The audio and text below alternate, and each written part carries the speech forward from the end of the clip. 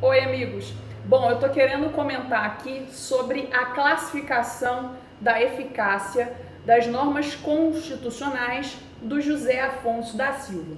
Muitos de vocês me mandam mensagem perguntando ou questões relacionadas a essa classificação ou a classificação em si, né? A mini aula em si.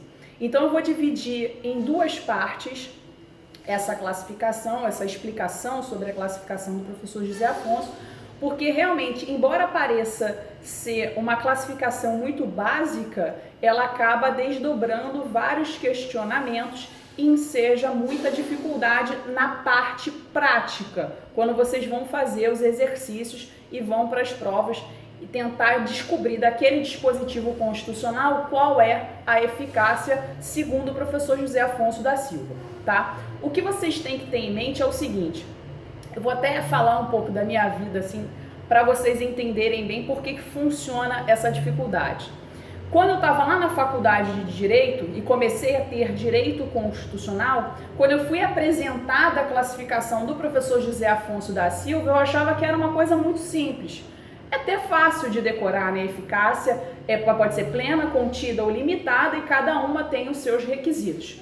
Quando você começa a se deparar com os dispositivos constitucionais e todo o debate doutrinário acerca de cada dispositivo, como o STF classifica cada um, você vê o quão difícil é, não é tão simples assim. E eu sempre tive essa dificuldade e não consegui entender por quê.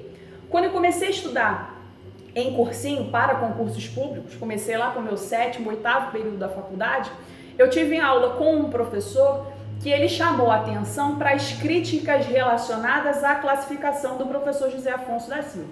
Eu confesso que num primeiro momento, falei assim, mas como alguém criticar o José Afonso da Silva, talvez o maior constitucionalista brasileiro?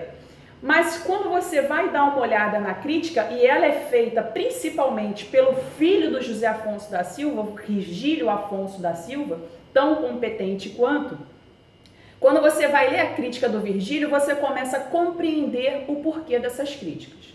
Acontece que quando o professor José Afonso da Silva, ele criou essa classificação, foi em 73, quando não se dava a devida importância à norma constitucional.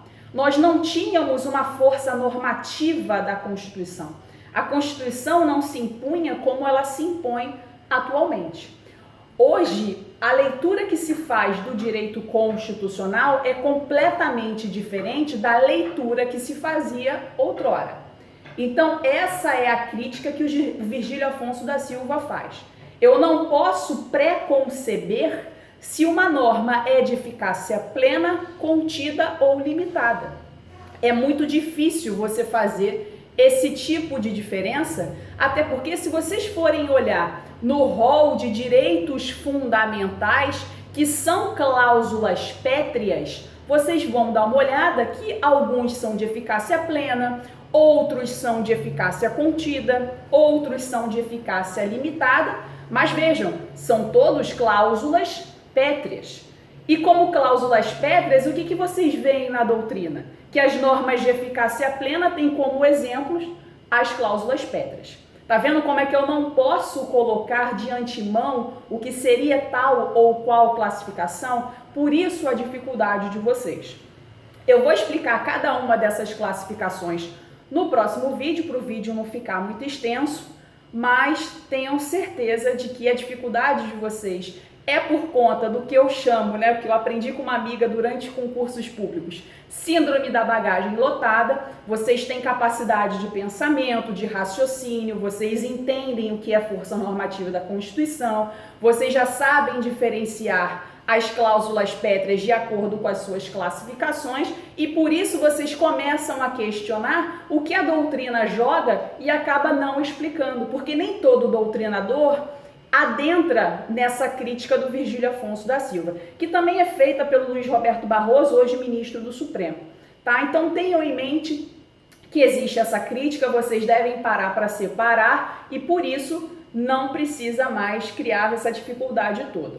O que vem sendo cobrado nas provas de concursos é a classificação pura e simples. tá? Essa crítica doutrinária, ela não vem sendo cobrada, eu pelo menos nunca vi, nunca foi cobrada, nem prova discursiva tem sido cobrada pelas bancas dos concursos públicos. Saibam que se um dia eu participar de uma banca examinadora, muito provavelmente vai ser uma pergunta que eu vou fazer, tá? Isso não em prova objetiva, mas em discursiva ou uma oral. Mas, por enquanto, nenhuma banca examinadora adentrou nesse tema. Então, vocês devem ficar apenas com a classificação e deixar a síndrome da bagagem lotada de lado, tá? No próximo vídeo, aí eu faço a explicação da classificação pura e simples. Bom, até breve.